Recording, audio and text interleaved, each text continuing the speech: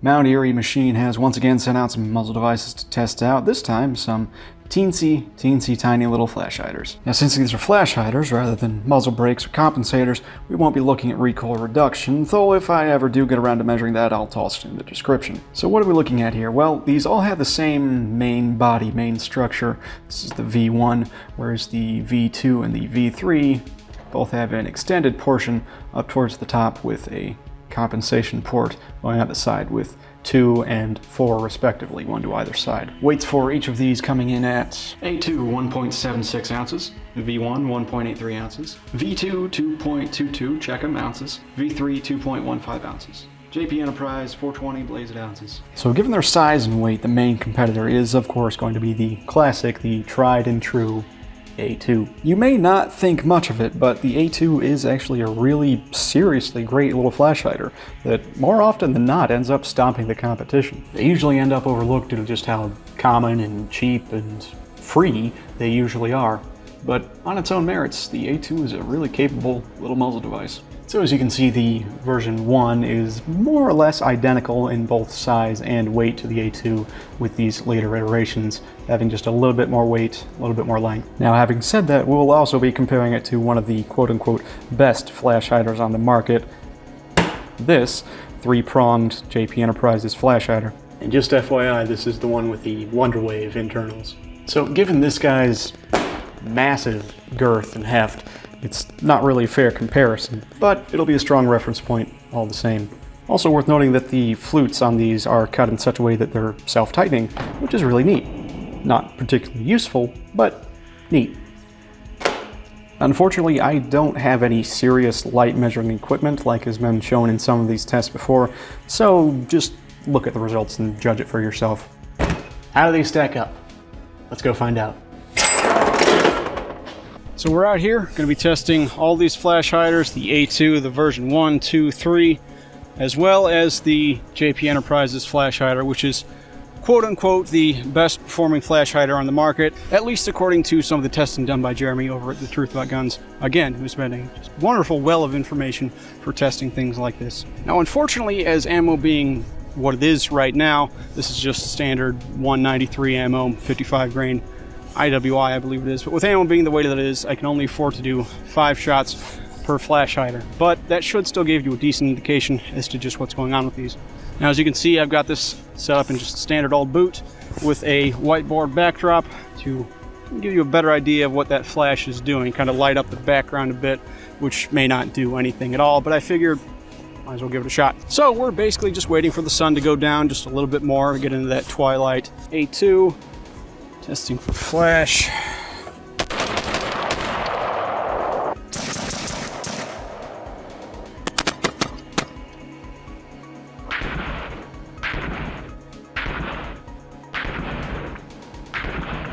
This is the V1.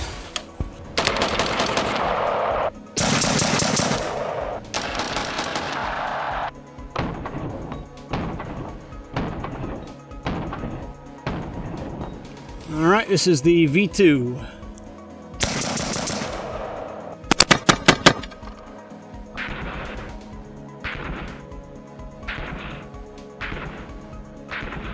So this is the V3.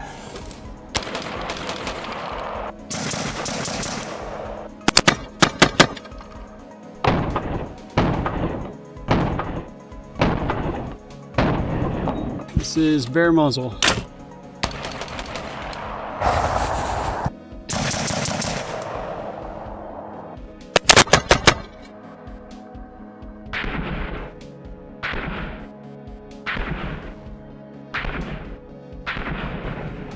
This is JP Enterprises flash hider.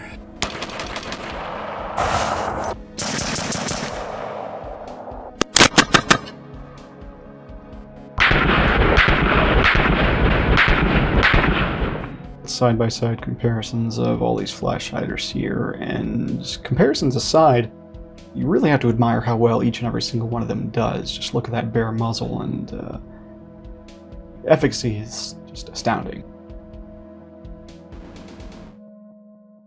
Slow motion comparisons here. So the JP Enterprise aside, the A2 is performing more or less identically to the meme flash hiders, looking like they're putting off a little bit more light, but more or less negligibly the same. The A2 does have its sort of iconic flash of the star shape up front and then a little tuft of fireball about maybe 6 inches from the front, whereas the meme flashes are just kind of a larger fireball. Didn't seem like that slow motion was picking up hardly anything at all. I have it stepped down to a very, very high speed, and as you know, slow motion needs a tremendous amount of light to really pick up anything at all.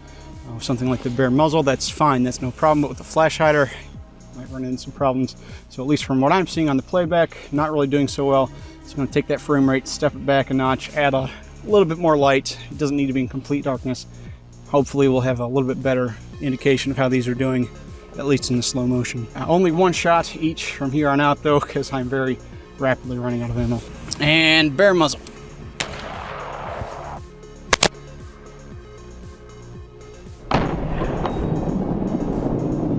A2.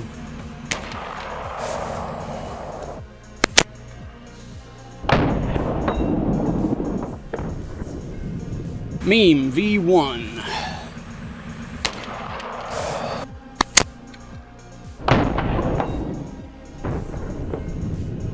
Meme V2.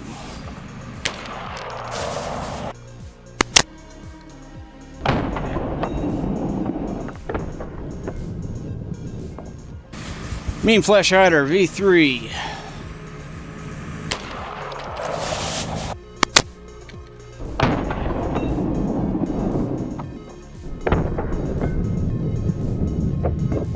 JP Enterprises flash hider, just one single shot.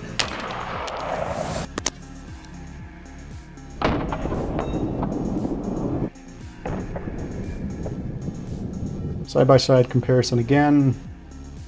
Same as before, the A2 is roughly the same performance as the rest of these. Again, after reviewing the slow-mo, white backdrop, probably not the best idea. I wanted to bring a black one out, didn't have one handy. And I did try moving all this, but there's a boat that's white right behind it anyway. So I'm gonna shuffle this around a little bit so we're just basically looking off into the void. Might show up a little bit better. Let's try this again. Bare muzzle. This is A2.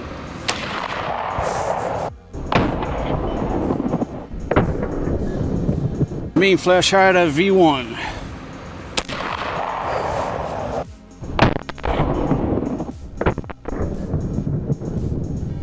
Meme flash hider V2. It's a little out of time, but don't even worry about that.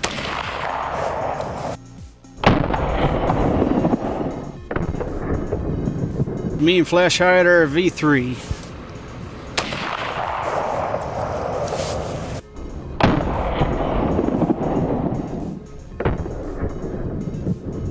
Right, this is JP Enterprise flash hider, last shot of the day.